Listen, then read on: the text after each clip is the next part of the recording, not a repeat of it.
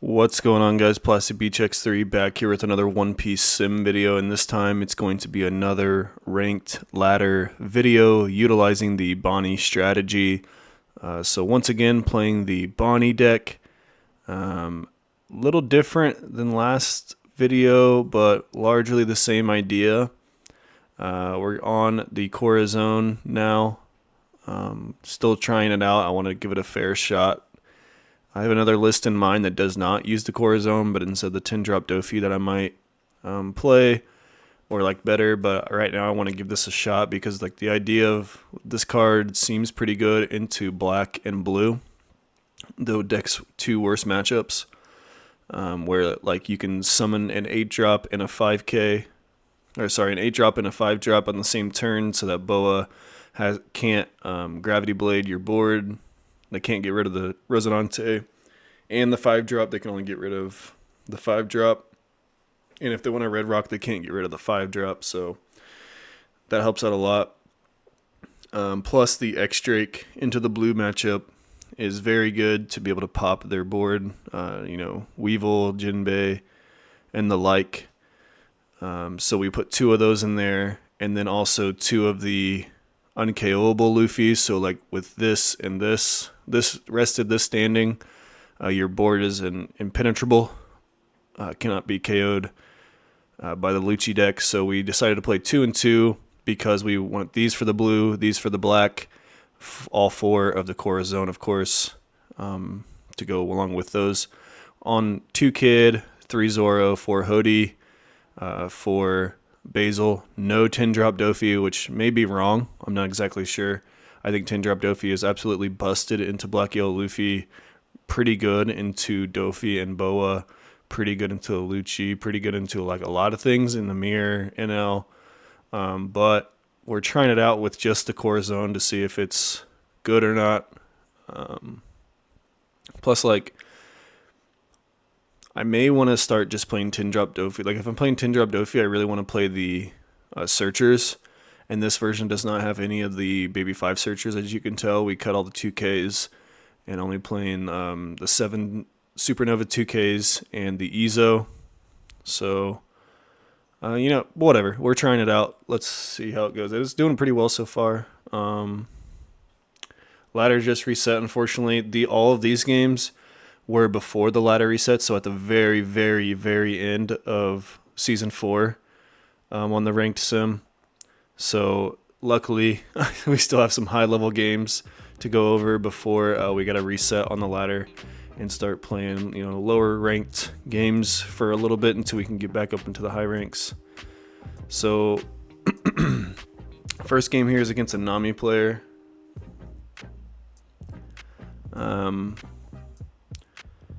I choose to go first so that I can Hody first. They're going to Granny into a Love Beam. Pass turn. I'm just going to swing 9 or 8. If they have the gavel, they have the gavel. It's kind of whatever. Could argue just don't swing here.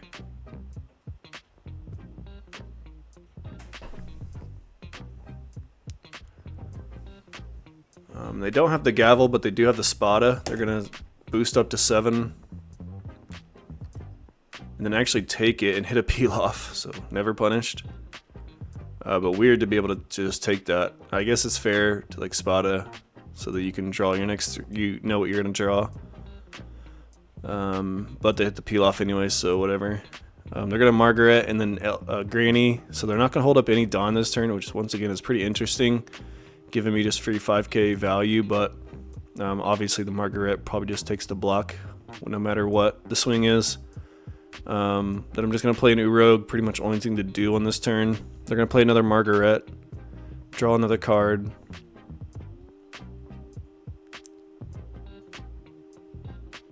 And pass turn with 3 up. So I just bait a while here to whether to tap the Margaret or the Dawn with the Hody, and I decide on the Dawn just so I don't get, because I'm going to be swinging 5, 5, 8, and I really don't want to get white snaked on this turn. That would feel really bad. So I decide to tap both Dawn so that white snake is not a possibility. And then they can block the 8k with Hody if they want to, which they do. Pass turn. Next turn, I mean, looking like a Corazon angle. They have the third Margaret into the first Kaya. They're going to swing 5. We'll just tap the Margaret and counter. So obviously they should have swung first if they were going to. We're going to kill the Margaret and then go 9 at life. Make him use some Dawn here. They're going to gavel, discard the Apis, and discard another Apis. Then we're going to Corazon, tap, or freeze one of their Dawn to try and limit how much they can do next turn. Regardless, they have double Sanji's peel-off, so... but now we have some decent size swings coming their way. We're going to swing into the Kaya so they can't snake dance it back. I mean, they definitely could just snake dance it back, but then they're going to be taking 4 swings pretty much afterwards. I think they just hit another peel-off if I'm not mistaken, but could be wrong about that.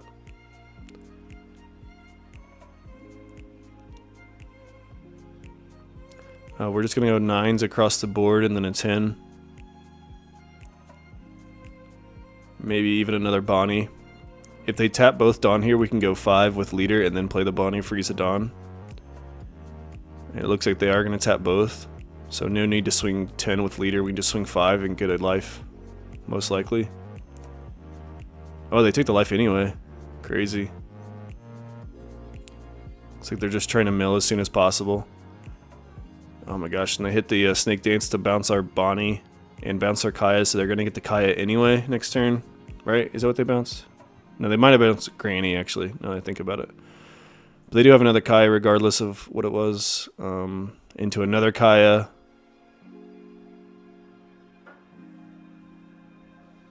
Into a third or fourth Kaya, I don't even know anymore. I think it's the fourth. So now they're sitting at 6 cards in deck. Getting pretty down to the wire here. Luckily they've used or triggered pretty much all of their peel-offs, so we're just gonna go 9. I mean, not much to do here besides like say, do you have it? You know. They're gonna love beam, draw a card, and take the life. They love doing that. They hit a Perfume Femur, but there's just no possible way they can get there. I feel like. Decide if I want to hold up for the White Snake or not. I'm like, nah, there's just no way. They're going to gavel, mill 2, love, and they just couldn't get the second gavel in time. It was on the very bottom, second to last card in the deck, it must have been. So they can't love, and even if they did get into the gavel with the love, they tapped out, so kind of irrelevant. But it did matter. Yeah, I feel like there's just no way they could have got the gavel there because they needed to draw off the love to be able to even get it in their hand, but then they couldn't hold up 4 that turn. So fortunate for them, but you know, I'm never gonna feel bad for a Nami player misplaying or bricking. So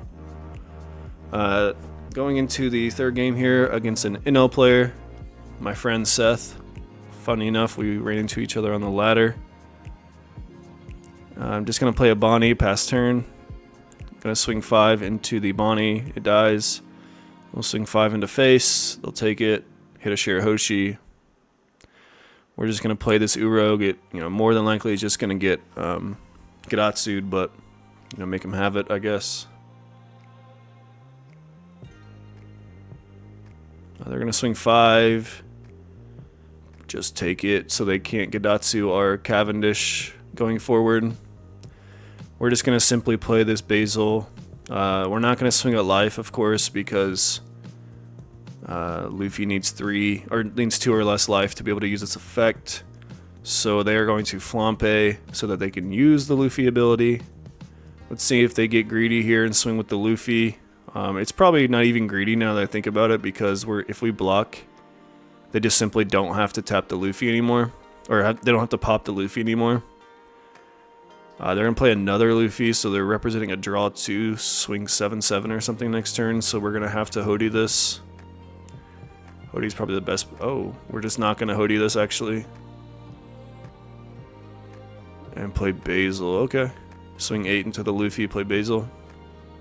That's probably better, honestly, because they can't Yamato these, they can't Katakuri these, whereas the Hody they can. They can't Kingdom Come these. They can't Luffy these. And then we can like Hody next turn, have a lot more Dawn to work with. So they're going to swing with the Luffy. We'll just take it. They're going to pop it, draw a card, and then play Katakuri and put the Flampe in life. Let's see if we even swing here. We're going to play the Corazon into the Cavendish pass turn. Yep. So I don't see any value in swinging there. Besides, like, even if we swing there, they can still Yamato our Cavendish, so we'd have to tap the Basil as well to get Cavendish non-Yamato proof. But even if we did that, the Corazon...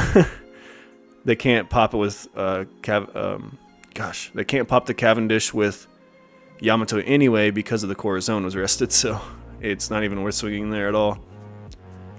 We can play another Corazon here, and we do to play the Bonney to keep them off of Ace next turn. Now they can pop the Cavendish with the Yamato, but it's largely irrelevant at this point, I feel like.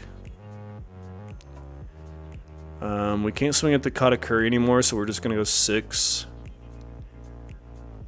And like, it's whatever. We're just getting cards out of their hand at this point, because we're just, you know, leader ability and such. Doesn't matter if they only have 2 swingers on the field. So we're just gonna tap out here and get as many cards out of hand as possible. Force them to play a Yamato this turn, and now they're only swinging 5/8 if they do. Unfortunately, they do have the counter, so they're not forced into a Yamato, but like they pretty much have to play when they swing into our Cavendish, and it's the only card in the field that can be popped by Yamato, so or it can't even be popped. Never mind, what am I saying? They had 4 life on the field total. We're going to go 5, 6, and probably just hold up these Basils maybe. Okay, nope. Just going all out. Put them down to 0 if possible, and then play the Zoro past turn. There's just no way they can kill us, so might as well tap out. Put them on a clock here. They can't clear our board and clear the Zoro, so they're going to play Ace. Swing into a Basil. We probably just let that go. Okay, nope. We give all of our counter up. But now we just kind of go 7, 9... Unfortunately, they beige us, so that sucks on the Zoro after we've already stood it up, so rookie mistake on my end, but now we can just go 9, 7, and win the game. Going into the next game against Black Yellow Luffy. So good matchup for us, of course. We're going to mulligan a double Urog hand into a whacked out hand, a no counter hand. And draw into another Zoro. So we got double Zoro, double Corazon, single kid. They're going to swing 8. We got to take that. And we're just going to pass on 4, do nothing. They're going to swing 5. We'll give them the 2K because we might just have to play this Bonney next turn. And we do. Because we top deck a 2K. We're just going to stun a Dawn, I guess, for the heck of it. They're going to burn a life with the Luffy, swing 8. We're going to tap their leader. We get a Cavendish out of life, which is still like whatever. They're going to play a Sabo. So they're curving out pretty well here. We top deck a Hody, which might just be our saving grace. But we can also, yeah, so we're going to play the Corazon into the Cavendish and pass turn. They can't kill either Bonney or Cavendish, so they're going to be able to stick next turn. Even if they have something like Ice Age, Luffy. But then again, they would probably just pop the Corazon anyway. And our Hody should be going crazy next turn. Or even just stop, like slamming a Zoro could go crazy as well. They're going to go into another Luffy here. And then leader ability, put Rocket Luffy, Sabo, and then Baby Sabo, play the Sabo.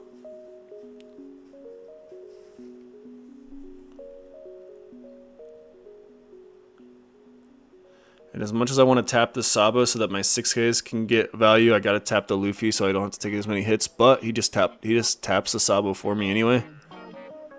Now I'm thinking about 8-drop Kid, so I'm just going to swing 6 into the Sabo, get it off the field. I think I just might have to 8-drop Kid because I'm not sure I can live if I Zoro right now, so we'll stick to Kid with the Corazon.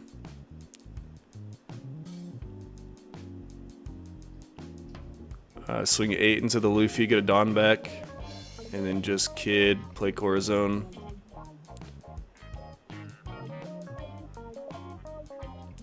Yep, so they have Gecko here. They're going to be able to Rocket Luffy, pop the Corazon, draw a card, and then they can leader ability, put Sabo in life, and the Rocket Luffy, so they're just doing the loop now. They're going to go 11 into our Kid. We're going to tap either the blocker or the Luffy. We're going to tap the Luffy so we don't have to discard too many cards over this. And then our turn, see if we establish the 9 drop here.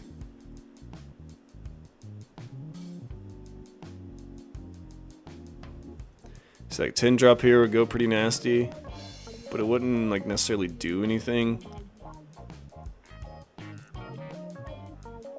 So we're just gonna stick the 9 drop so that we can win next turn. We're gonna swing 10 into this Luffy. He's gonna counter out instead of taking the block to have another attacker because I think he realizes he just has to kill me next turn. And you know, possible, for sure, possible. We have 10k, we can get up to 10 on our leader in our hand. So we have 5k in counter currently.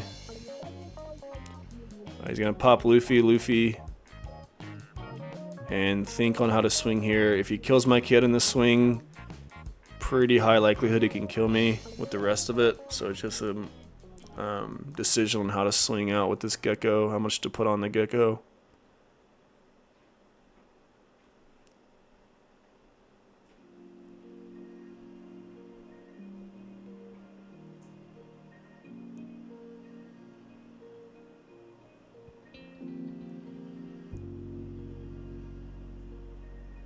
They're going to swing 14, which will get it.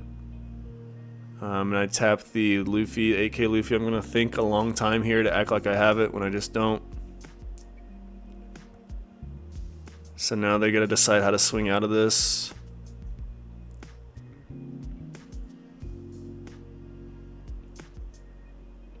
Let's say a 9 is in order. Yep. So they're going to go 9. We'll just take it. We rip a 2k. And then they go 7, which we could have got out of. Yeah, so we pretty much needed that 2k to win, and we won. So, pretty nice. So maybe Zoro wasn't the play there. Yeah, I think in that spot, 10 drop Dofi would have went a lot harder. So, you know, things to consider going into our next game against a Katakuri player. Katakuri being more popular on the sim than, you know, Sin's Law and all that. They're just going to play Pudding into Parasparrow, the God Curve, and then we're going to swing 5, play Urog. Pass turn, they're going to Gadatsu our Urog. We're just going to tap the Parasparrow on the 5 swing and take it. We're going to swing 5 at life, establish the Cavendish, and play Bonney. We already have an 8-drop Kid, so we're just going to take the other Bonney for a counter, plus we can play it off of the Corazon. They're going to go 7 at life, we're going to tap the Gadatsu and take it, because we're just going to play 8-drop Kid. They're going to go 3 into our Bonney, that's fine. 6 of life, we'll actually counter that one, and then play a Kiku, fair enough. We could definitely like summon Kid this turn, but I feel like we don't really need to, especially since we can freeze one of their characters and then tap another one with our leader. So we're just going to pressure life, because that's what you kind of have to do against Katakuri. So we're going to go 6/6 at life. Funny enough, the Corazon protection on the 5Ks does not protect against Nami, because for some reason it's only on your opponent's turn, which is super annoying. They're going to go 8 into our Cavendish. We're going to tap the Okiku.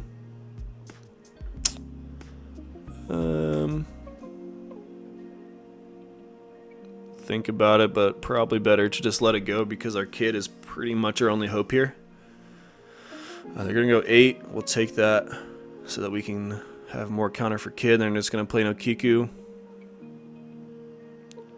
We'll go 5 at life, 6 at life, 8 at life, kid, play nothing, pass turn. So their board is wide, but we have kid, unfortunately, Katakuri. So, but the thing about Katakuri is that you can just like simply play the kid again next turn.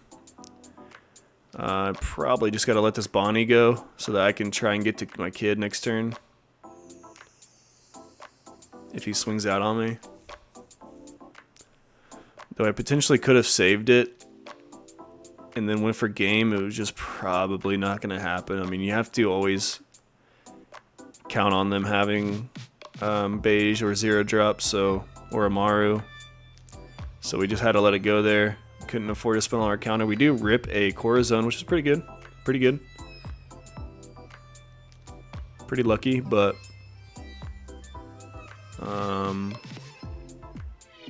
see what they do with it.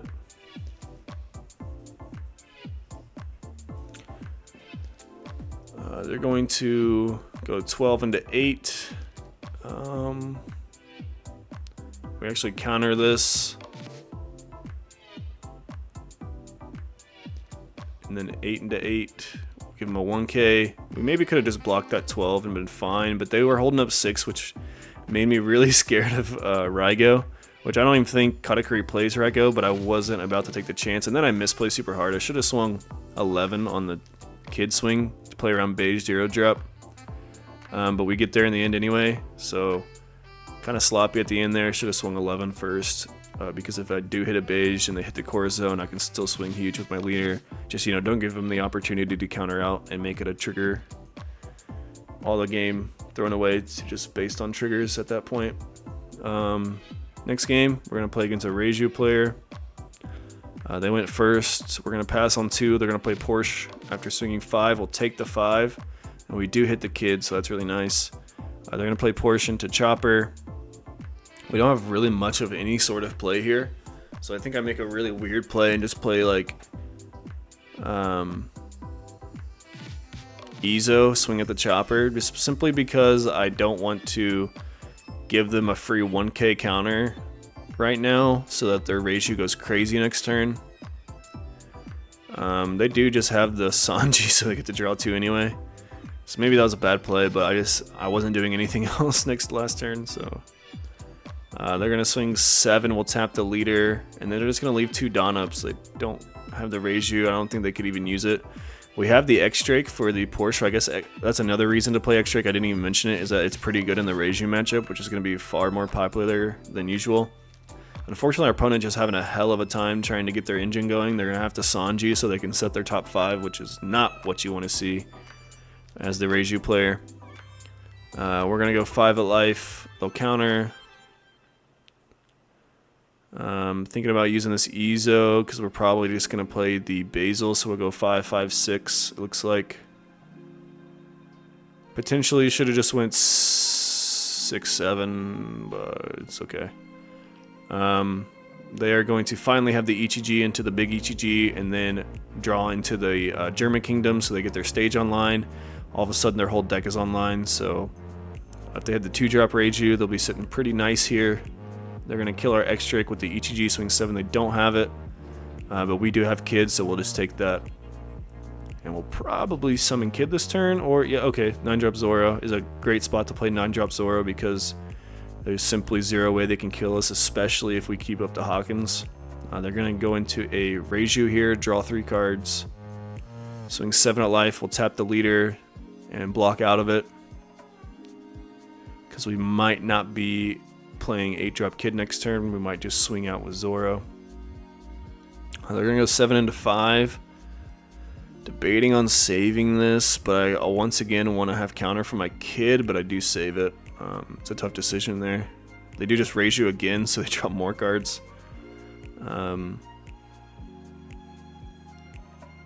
So really hard to say whether to play kid or not here. Just not going to. And if I need to, I can. So I'm going to swing 7 here, and then I'll have 3 for Zoro. And and then I can play Bonney and stun something and hold up a Dawn. Actually, I won't be able to swing. I think I miscount. I should have swung 6 with Bonney, 7 with Basil, and then played the Bonney, or like have the keep up the option to play the Bonney. So I'm actually just gonna swing 11, see if they take it now. See what I'm kind of like changing my play as I go. So I'm gonna rewind a little bit here, just to like, because this was a very complicated turn in my opinion. So my idea was I'm gonna swing. I want to hold up, like, don't commit too much. I need to commit to see if I can kill them, because if I can kill them now, I'm just gonna kill them now. That'd be fantastic, but I need to do it in a way that I can have the option to play Bonney, freeze, and then hold up a Dawn, so I don't just straight up die. I can have a chance to live. So I'm going to swing 7 here. I maybe should. The argument is I should have swung 6, so that I have 3 plus 1, and then 5 to play the Bonney. 3 for the Zoro, 1 for the leader, 5 to play the Bonney. But instead I go 7, which I think is also fair enough, because I can just go 11 with the Zoro instead and just not use the ability. If they take it, then I'm just gonna restand it, swing out. So I need them to take one of these 7s before I can do that. I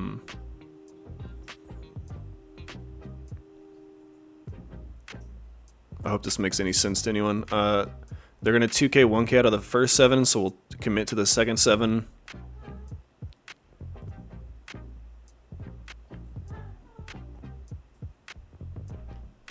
They do take it, so now we can swing. We can still be safe. We could like just go for it if we wanted to, and swing what, 14, 14, 14. But I was still on the fence of whether I could get there, because this deck is notorious for having a ton of 2Ks in hand. So I felt like they could maybe get there with like all these cards in hand. But once they took that one, I just decided, you know, fuck it, 14, 14, have it or don't, and they don't. So if they had one more 2K, they could have got there, like I said, because the deck plays a ton of 2Ks. But Zoro gets you there. Zoro kind of just like rules that matchup, because they just don't have any outs to it at all. So it's like always safe to play Zoro in that matchup. You just got to be smart about like when to take your life and all that. So we're gonna go into the last game of this video against a Black Yellow Luffy player, Sir Ponzi, as you can see.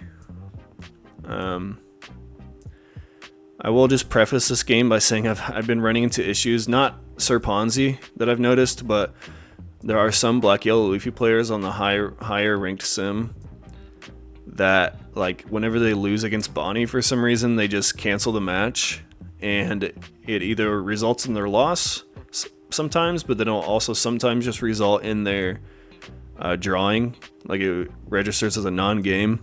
And that's happened to me more than a few times, where it registered as a non-game, so I just didn't get the win. So later on in the game, you'll see why that matters, because he like pauses for a while on the game shot, and I just says something. I'm like, please don't cancel, because it's happened to me so many times. While I'm rambling, I'm going to be going first in this game, and then I'm going to be able to play Cavendish Zoro on curve, put him at 0, so that I can try and win with Zoro next turn. They do hit our Cavendish off of a trigger, which is super annoying. Trigger Shigon, to be specific. Super annoying. Because we potentially could have just went for game next turn with the Zoro and the Cavendish. Swing like 16, 18, 18. But we'll have to see what they do here. We also just still have the option for 8-drop Kid. We can like take this next life. Maybe get a blocker or something.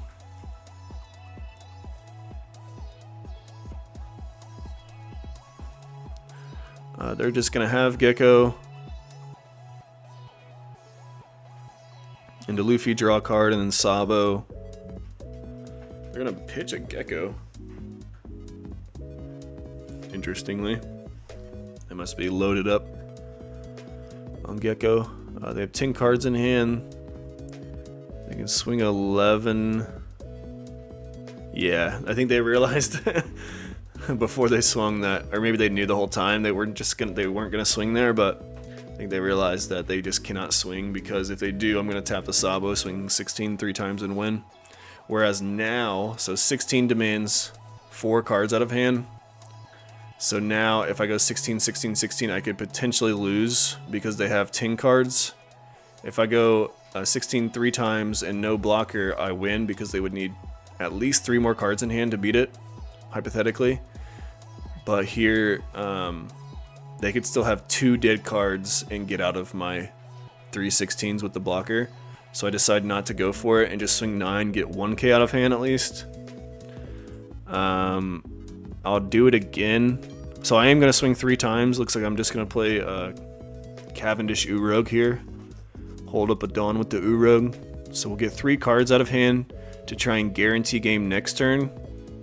And I don't think I die even through a Rocket Luffy, because I do have a lot of counter in hand, 2 life with my leader ability. Even if they do get rid of the Urog, they're going down 5 Dawn to do so. So, assuming they don't use like Gecko or something here. So let's see what they decide to do.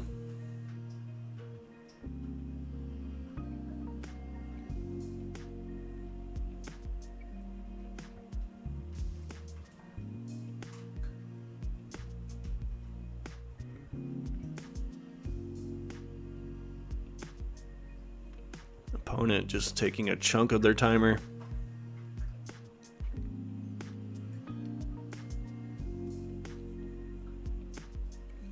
Which I get it.